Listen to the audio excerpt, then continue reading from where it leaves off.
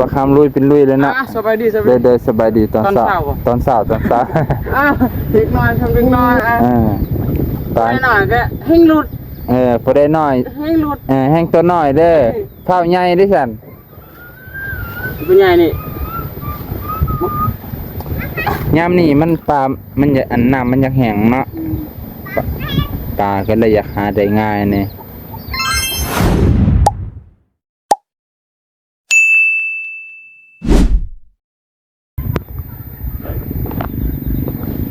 สบายดีอีกรอบให้พี่น้องป้าตัวเสียน้องแตงเล่นเบิ้งสวนเพิ่นให้พี่น้องโอ้ยสะออนนี่อันนี้ผักบุ้งให้พี่น้องผักบุ้งน้องแตงผักบุ้งมันกำลังขึ้นมะแตงถ้ามันขึ้นนี่เต็มเลยได้แถวนี้โอ้ผักกาดเพิ่นผักกาดอันนี้บ่ผักกาดคักเถอะวะมันทีกันโพดเนาะไปเนาะผักกาด3 นานเลยได้นี่โอ้ผักกาด3 นานเลย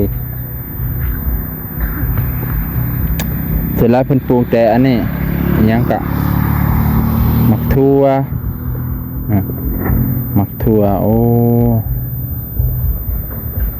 ถ้าบ่ขยันสูบน้ำมันดีนะโหคุมบ่อยู่ได้ครับพี่น้องคุมความชื้นบ่อยู่เพราะว่าจังได๋พวกนี้มันต้องอาศัยความชื้นความเย็นตลอดยามกลางคืนใครแน่ยามกลางเว้นเนี่ยพอไปถึกแดดนี่เริ่มเหี่ยวโลดนี่คือตอนเที่ยงนี่เริ่มเหี่ยวไปมันร้อนแห้งฟังนี่รู้สึกว่าบ่ปานใดแพ้พี่น้องเนาะน่าจะเป็นย้อนดินแน่ตามเบิ่งน่าจะเป็นย้อนดิน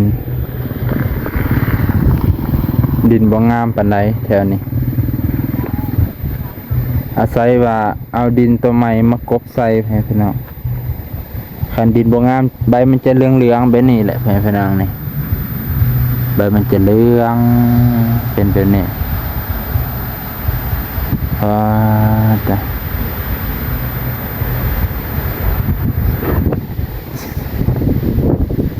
เพิ่นจูดอันนี้แผลเพิ่นน่ะจูดขี้ฝุ่นจูดขี้งัวขี้ควายแล้วค่อยมาใส่เอาจังสั่นเนาะบ่น้องก็สิลองเฮ็ดปรับปรุงของเจ้าของสิปลูกจนฮอดพุ่นแหละบ่น้องก็สิปลูกจนฮอดเดือน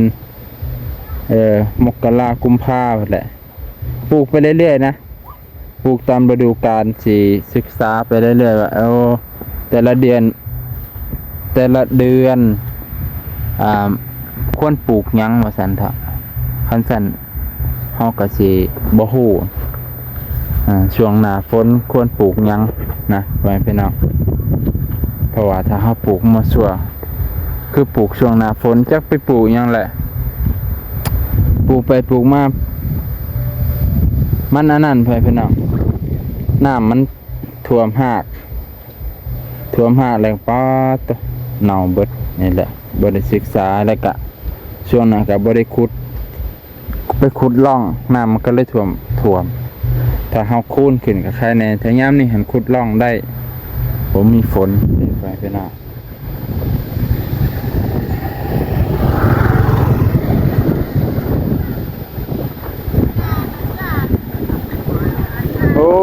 บ่าวแตงเพิ่นมาแต่หาอยู่หากินแม่เพิ่นน่ะคือสิหมานเด้อแบบนี้กำลังว่าสิเมื่อพอดีแบบนี้ต้องลัดหมานบ่โอ้หมานแต่หำไปเอาอยู่ไสอยู่ห้วยบ่โอ้ใส่เบิ่งหลายบ่หำเบิ่งแน่ตาตะเฮ็ดจังได๋เอานี่งมมาบ่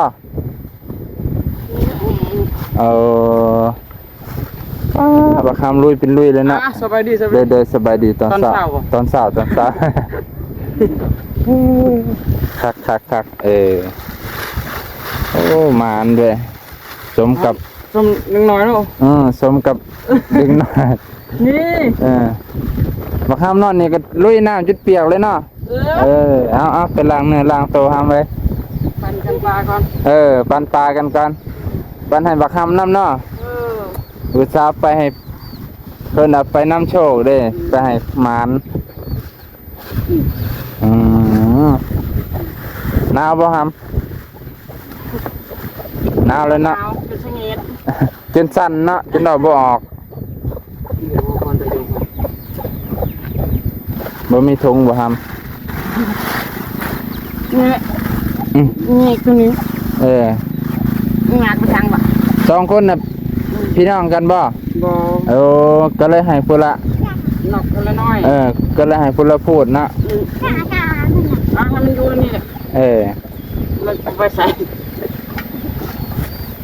ดึงหน่อยให้ชุมดึงหน่อย เนาะ เอาตัวหนึ่งพ่อ ดึงหน่อยชุมดึงหน่อย ไป หน่อยก็ให้หลุด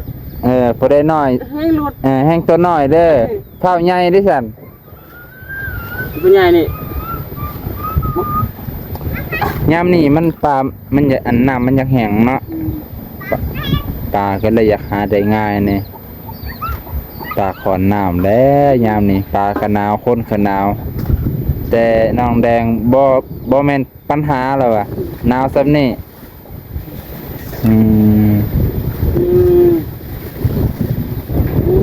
เก่งเว้ยร้านหน่อยนี่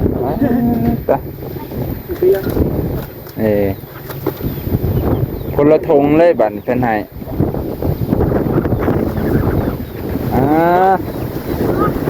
เด็กน้อยเอาเท่านั้นแหละไอ้เมียเนาะจะไปไทยเลย จังหวะนะเอาไปเฮ็ดอยู่เฮ็ดกินตามสบายตัวน้องแดงเพิ่นมาแต่หาปลาแพ่พี่น้อง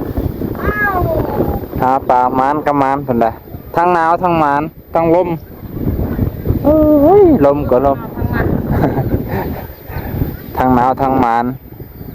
เอาไปพี่น้องมื้อนี้ก็สิซ้ำนี่กันสามลาพระจากมื้อนี้ลมแฮงโพดบ่ไหวเสียงลมนี่วูเลยพี่น้องบ่ได้ยินเสียงคนเว้าก็เลยว่าสิจบคลิปเพียงเท่านี้ก่อนจังหวะเด้อมันนี่เป็นวันอาทิตย์อ้ายเพิ่นหยุดส่วนหลายหยุดเฮ็ดเวียกเจ้าของแน่เฮ็ดสวนเฮ็ดคือว่าเฮ็ดอันยังก็เฮ็ดเที่ยงหน้าว่าอันนี้แม่นเป็นกับภาระหลายพี่น้องมื้อนี้ก็สิโจเพียงเท่านี้ก่อนพี่น้องเบิดสุคน